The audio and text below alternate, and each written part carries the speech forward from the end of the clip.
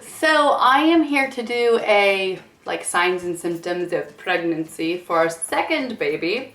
And I am 17 weeks today. So I'm basically just gonna go through what my pregnancy has been like from day one that I found out about it until now. Okay, sound good? Cool? Yes? No? Okay. First and foremost, I found out in October that I was pregnant. And what kind of tipped me off to that was that I was so exhausted. Wasn't feeling myself. I was feeling like flu-y, like I just was not feeling good. So I took a pregnancy test, found out I was pregnant. If you would like to know the details of leading up to that positive pregnancy test, I will leave them below.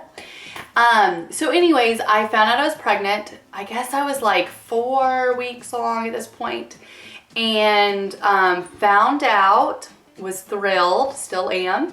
And then it's like, I feel like symptoms started to trickle in. At first they were mild. It was not, I was just nauseous a little, and then tired. Now at week 5, things kicked up to a whole nother gear, and I was so nauseous. I had a lot of breast tenderness, which I really didn't have with Nash that much, and I was so tired. Now, what's been different about this pregnancy is that I have a toddler and I'm working full-time as a teacher. So I'm on all day long, and so I think that has a lot to do with my extreme exhaustion. But I was also exhausted with Nash. But this pregnancy has been a lot harder. So then the week 6, and I'm just gonna kind of go through these. Week 6, I started headaches. Nash, I had headaches a lot. So I started eating a lot of bananas and trying to get a lot of potassium. I tried to do a little bit of I don't know, a little Tylenol if I needed it, but I really tried to just stay hydrated and see if that helped. And oh my gosh, my lady bits got very tender, like super duper tender. And they never were like that with Nash. It was really crazy. I was nauseous as all get out. It was so hard. I would say from week 5.5 until week 13, I had extreme nausea. It was like I would gag. Never threw up, thank God.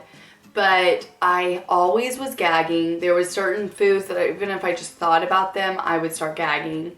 I could not eat. I had to make myself eat. It was horrible. And it lasted until 13 or 14 weeks. It was really, really tough.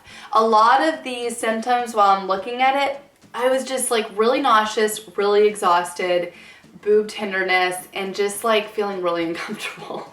I just was so tired. I'm still tired, but I feel like I'm getting in that swoosh of okay, now I can actually have a little bit more energy when I get out of work.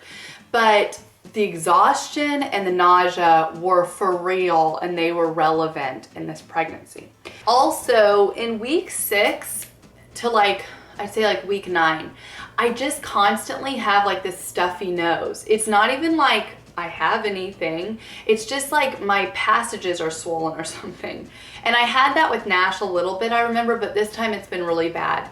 And I'll wake up in the middle of the night at 3 a.m. and just have a sneezing fit over nothing. It's so weird.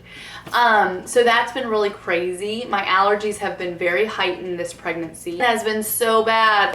It's just been really bad. I've had little bumps.